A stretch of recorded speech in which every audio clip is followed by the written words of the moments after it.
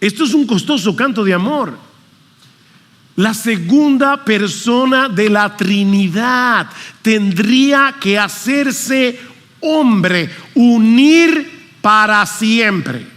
Jesús nunca dejará de ser verdadero Dios y verdadero hombre. Nunca, nunca, por los siglos de los siglos. ¿Cuál fue el costo? La segunda persona de la Trinidad tuvo que hacerse hombre, tuvo que unir su naturaleza divina con una naturaleza humana en el vientre de una virgen y así poder salvarnos de nuestros pecados muriendo en nuestro lugar. Así que lo primero que hace este guerrero de Sofonías 3:17 es derrotar la culpa que nos separaba de Dios, recibiendo en nuestro lugar el castigo que tú y yo merecíamos. ¿Qué dice el profeta Isaías? Mas Jehová cargó en él el pecado de todos nosotros.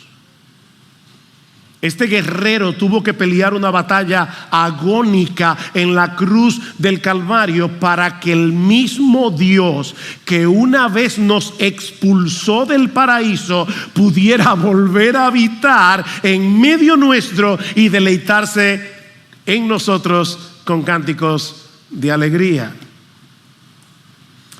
Miren, mis hermanos, y esto es algo que me cargó mucho esta semana. Yo creo que nosotros estamos tan acostumbrados a hablar de la cruz y hablar de la sangre de Jesús que fácilmente podemos perder de vista el horror encerrado en esas palabras. La crucifixión era la forma más dolorosa, más vergonzosa y más humillante ideada por los romanos para ejecutar a los peores criminales y a los enemigos del imperio.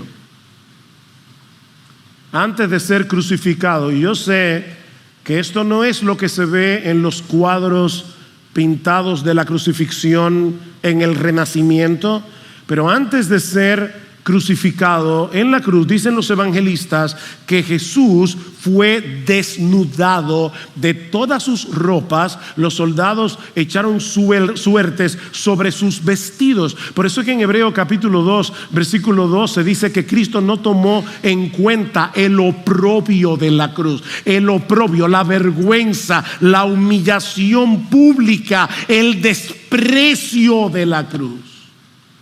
El Hijo de Dios, hecho hombre, el eterno, el perfecto, aquel a quien los ángeles alaban, delante de quien se postran los querubines, fue expuesto desnudo ante una multitud que se burlaba de él y luego fue clavado en una cruz para sufrir una agonía difícil de describir sin sentir náuseas.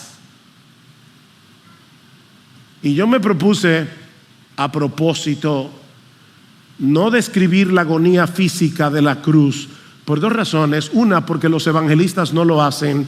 Dos, porque yo no quiero que ahora veamos a Jesús como aquel a quien hay que tenerle pena.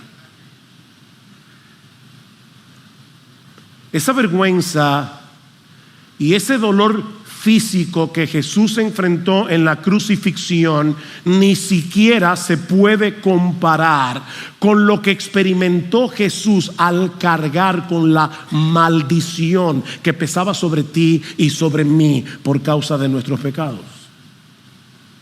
Dice Dan Ortlund, ¿qué significó para Cristo tomar toda la inmundicia acumulada, el egoísmo y el odio natural que los elegidos tenían hacia Dios? Oye, mi hermano, la Biblia dice que antes de tú conocer a Cristo, tú odiabas a Dios, eras un enemigo de Dios. Yo sé que tú no lo sentías así, pero eso es lo que dice la Escritura. Eras un enemigo de Dios. Y lo que Dan está diciendo aquí es, ¿qué significó para el Señor en ese momento, en la cruz, absorber toda la inmundicia acumulada, el egoísmo, el orgullo, la lujuria, la codicia, la mentira, los asesinatos y el odio natural que los elegidos tenían hacia Dios. ¿Qué habrá sentido Jesús cuando la suma total de la justa ira divina, generada no por un solo pecado de un hombre, sino por el pecado de todos nosotros, como dice Isaías, cayó sobre su alma?